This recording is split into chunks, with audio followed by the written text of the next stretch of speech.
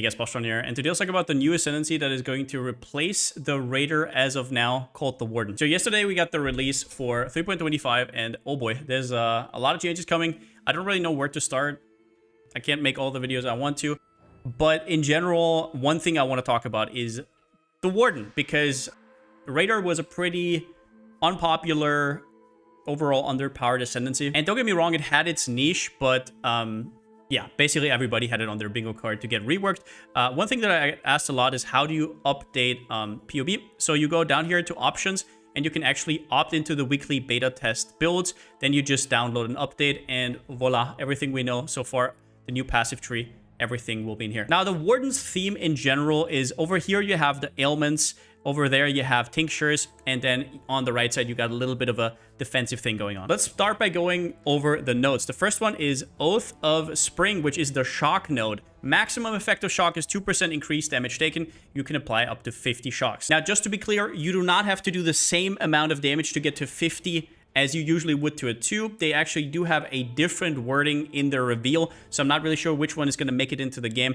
But as far as I understand it, and most people understand it, and the only way it really makes sense is that your minimum shock will go to kind of 2%, and you can kind of see it as sort of a elemental wither. This is incredibly strong for a few reasons. Basically just a no-brainer on fast-hitting builds. Now, LE damage doesn't really have much increased damage taken on enemies, so it's basically a more multiplier. Now, that is granted that you can keep up 50 shocks. So something like Molten Strike or Lightning Strike would be incredible here, or maybe Tornado Shot. Kinetic Blast, you get the gist. Now, I wouldn't say it's 100% more damage because you would normally get a normal shock, even on a, I don't know, a build with low hit damage. You would still get like 10, 15, 20% shock somewhere there. So I would say it's around about 80 to 90% more damage. And obviously, if you're, for example, a poison build that has Wither, or you're something else, then this is going to be considerably less. But in general, this is one of the high power nodes of this class. Now, there are some interesting things to consider here because there's currently 2 interactions that people aren't too sure about that I think both will get addressed before league start. Being able to inflict 50 shocks is obviously insane for taming, which says per freeze, shock and ignite on enemy, increase damage to that enemy. I just think it's going to get reworded per type of ailment. But yes, as of right now, this does work in-game. Something like Ember Wake that gives you an additional ignite. It apparently does work, although I haven't tested it out myself. I'm just going to assume it's going to get fixed, but it is out there. And the second thing would be Rising Tempest, one of the new Anoint-only notables. So this note here says 10% increased effect of non-damaging ailments per elemental ailment you've inflicted recently, which also would get wild, right? Like hundreds and hundreds of increased effective ailment. If you could somehow get Brittle in there, Scorch, which we're going to talk about in a second, this is probably just too strong and will get fixed as well. Now, then the second node, Oath of Winter, and the one I'm probably the most excited for. Enemies you freeze remain frozen for at least 2 seconds, and hits that fail to freeze due to insufficient freeze duration inflict Hoarfrost. Now, first up, usually the minimum amount of freeze is 0.3 seconds. At that point, it counts as a freeze. However, this basically puts the baseline to 2, which is already quite strong. But the second thing here, the Hoarfrost, is actually way more interesting. Hoarfrost basically means that on every hit that doesn't freeze, you do get 20% freeze duration for a certain amount of time. It can be inflicted multiple times. It lasts 10 seconds, and you just get a ton of frost duration. So what they want you to do is freeze only actually freezes if you would freeze for 0.3 seconds. However, whenever you don't apply it, you get a stack of Hoarfrost. Eventually, with all the freeze duration, with your small hits, for example, Molten Strike or Lightning Strike once again, you will hit that 0.3 base. And once you hit that 0.3 base, you actually get a 2-second freeze right here. And rinse and repeat. So what this node does is it is just absurd. It will freeze a lot of enemies, sometimes not really perma-freeze because that's not technically possible, but yeah, it's an absolute, like, it's just ridiculous. I don't know what else to say. Pinnacle bosses can also now be reduced in its action speed by 50% instead of 30 when you freeze them. So this will be a lot more helpful than just while mapping. Also, you can use stuff like Blast Freeze to kind of chain freezes if that's even going to be necessary. And you can still do stuff like Herald of Ice, but then again, Herald of Ice nowadays is mostly cosmetic. Then there's a few synergies. There's a lot more, but these are just the ones I can quickly think of. First one is Heat Shiver, which is a pretty obvious one. Do note, though, that in terms of chill effect, you still have to do that on your own without Oath of Winter. And then we have 2 more nodes. The third one is Oath of Summer, which is basically not really the Ignite version, because this one actually converts Ignite to Scorch, because it wouldn't really fit the theme, I guess. They decided to go with the old ailment, which Scorch can decrease enemy resistances by up to 30%. And it says you can inflict an additional Scorch on an enemy, and hits that would ignite instead Scorch. That is very strong. You usually do not have Scorch per default, so just that line alone is very good. And being able to apply Tube means that you can lower enemy res by up to 60. Now, even if you have a fast-hitting skill, if they do not fix Rising Tempest, this is just going to be a no-brainer, and you're just gonna get to full Scorch anyways. Now, obviously, in a lot of endgame builds, even if you have a fast-hitting skill, you're still gonna be able to do it. I'm mostly talking about League Start here, but I mean, just with a little bit of effect of non-damaging ailments, you're probably going to get there, and this is going to be a ridiculous node. Just do note that it actually has anti-synergy with the Elemental Mastery that inverts the Ele res, so there's that. But in general, I mean, it's incredibly strong. Do note, though, that as you will notice, it's an incredibly competitive Ascendancy. All right, so we had a node for every ailment, kind of. The fire one was Scorch, but the other ones were Freeze and Shock. And now back there is Avatar of the Wilds. This grants you Unbound Avatar. Now, what is Unbound Avatar? That is 80% more elemental damage while you are unbound whenever you activate it.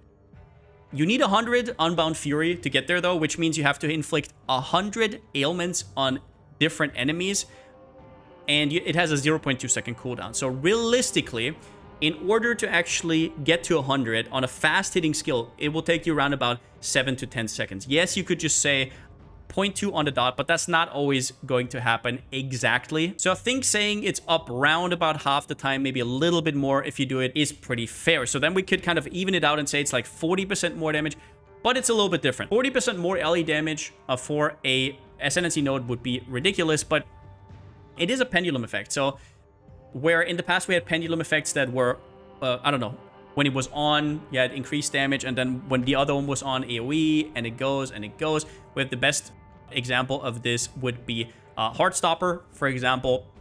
Kind of rotating buff, sort of, that people do not like, me included. This one is a little bit different because you actually have agency. You can press a button, and that could be an upside because now you can actually decide when you want to use it. However, you could also argue that having to press a button is +1 button, which is annoying. And it also has a ramp-up time that is, you don't have immediate burst. If you, for example, have something on focus, you could just press it. There's no ramp-up time. Afterwards, you get the cooldown, but you get the burst immediately. For this one, you first have to deal damage. So, for example, against the boss, maybe you already phase him for the first time. So, the time you have it up will be in the second phase. Now, I think that this node will actually end up being something I'll cut from a lot of builds, because it's just not really helpful for most content. You could just have it and then at the boss throw it out, or whenever you have an expedition, or I don't know, it depends on what you farm. But what I want to remind you of is that this league respecking costs gold, which might be a lot easier than with Regret Orbs. So potentially, if you're fighting a boss, just having this on your Ascendancy could be a big deal to spec into if you need that extra power. Also, do note that this is quite strong for stuff like Ignite, where if you have uptime once, that one Ignite could last for a extremely long time. You could do really good stuff with something like Defiled Forces, where you just apply one big Ignite and then reapply it over and over again. However, Ignite does not have too much synergy otherwise on this Ascendancy. Now, next up, let's talk about Tinctures. Warden has nodes that have to do with Tinctures. So first up, Tinctures, if you don't know, are these things that you put into your flask slot and you have instead of a flask. So you have to remove a flask.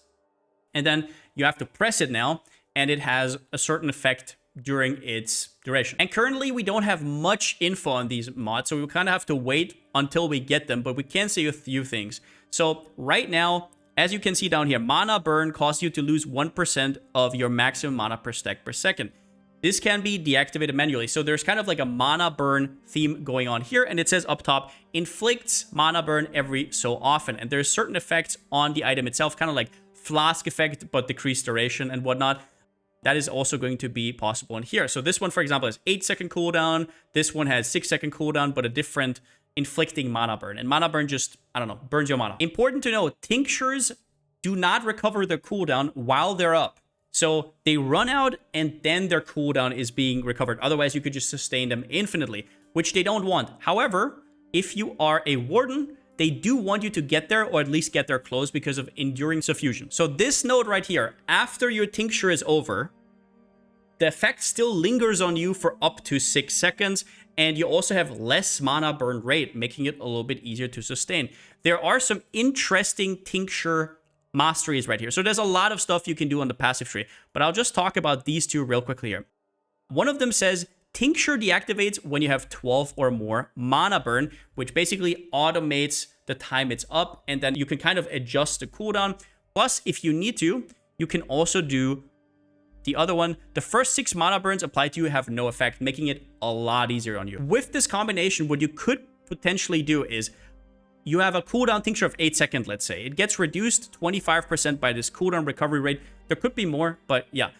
It goes down to 7 seconds. Now, your uptime tincture will tick you 12 times until it gets automatically removed from the mastery, which is 0.7 times 12 equals 8.4 seconds. And then Enduring Suffusion, after those 8.4 seconds are over, will keep that up for another 6 seconds. The TLDR is if you can get your cooldown to be the same as the linger, you can have it up forever. But usually, I think it's going to be like 90% uptime, although we will have to see. Because like I said, right now it's all kind of in the cards. And then you have Experienced Herbalist, which gives you an extra tincture. Now, do I think this is very good? It's really hard to say, because you spend Ascendancy points, then you sacrifice flasks, and then you also have to do stuff on the passive tree. It's a lot of sacrifice to make. And if it's just going to be a little bit of increased damage, like we see right here, like this one, obviously there's going to be mods, but unless we see some crazy mods, like for example, last league, if you look at this, if we see mods like this, where you get 2 additional projectiles if you've been hit recently, with effect that can go up to +4, you can have that twice, +8 project. Unless we see mods like that, I have my doubts here. One thing I do want to note though on people saying you sacrifice a flask is it depends on what content you do. If you're not a Pathfinder, there is a good chance that on some content you wouldn't have your flasks up anyways, but this one is a cooldown. You're going to have this up if you set it up correctly all the time. So for example, against Pinnacle bosses, if you're usually running around with a Jade and a Granite with no sustain, then those are completely worthless. You would probably just chunk in some life flasks and give it a go. So just note that against that kind of content, the sacrifice of a flask is a lot less important. And then we also have the note here that says tincture effects apply to ranged weapons. I think this is a terrible note to make. It means that melee gets to use tinctures, but ranged weapons like need to sacrifice to. I don't know what they were thinking with this. I think this is complete nonsense. And therefore, I don't think any ranged builds should ever play with tinctures. Now, then let's talk about Bark Skin. So Mother's Teaching on the right side. We have 2 nodes here that are supposed to kind of be the defensive nodes of this Ascendancy. I'm not too sure what I think about it. Bark Skin is an aura that I don't think counts as an aura. It's actually a buff. So it doesn't scale with aura effect, as far as I know. Correct me in the comments if I'm wrong on that. Haven't played with this since it came out. But what it does is it's 25% reservation. And whenever, each second you haven't been hit by an enemy attack recently, you get 1 bark. This stacks up to 10. Per bark, you get -15 physical damage taken from attacks per hits, and then up to 150 increased armor, 150 minus damage. And then there's also a flip side though. If you're below maximum, you get 2% more chance to evade attacks. Very synergistic, right? The lower you go down, the more chance you have to evade hits to actually get bark again. Now, this one was used quite a bit when it first came out. It is quite strong. It's a lot of percentage armor. Do note, though, that stuff like Determination Flat is nerfed. So if you want to make use of this and get the most out of the increase, you will have to actually use the right base types. In terms of Warden, I do actually think this could fit on a Warden. If we look at it right here, I think there is a chance that you just throw this in as a 2-pointer and then go kind of Determ Grace plus Bark Skin, which is pretty easy to fit in. Getting 3 50s in is pretty rough, but getting 2 50s and a 25 is usually possible, especially with the new reservation cluster right here. So it could be a really good layer of defense, especially with Perseverance to get a little bit of a payoff as well. Now, the node behind it, I'm not really sure, and I might eat my words here, but so far, I don't see this being all that good. So you have Lesson of the Seasons here, which makes it so per bark, you take minus fire, cold, and lightning damage. Pretty alright. But then the big payoff is prevents 2% of suppressed spell damage per bark below maximum. So I think that goes only up to 18. I guess you sometimes gonna be on 0, and then it's like 10 times, but usually you're gonna ping pong between 0 and 1, even if you get hit constantly. I don't know. Like, it's obvious it's additive with the 50% from spell suppression, so it gets better and better and better. And then you can go another 3% from Inveterate. You can go another 3% from... I mean, in theory, this is broken, but I just can't see the situation where you get hit often enough that you never really get Bark. So unless there's actually some self-damage stuff happening here that is going to work, I'm not sure this is worth 4 points. If you can make this work, though, it's ridiculous. But as far as I understand, it says enemy spell damage and it says enemy attack damage on Bark Skin.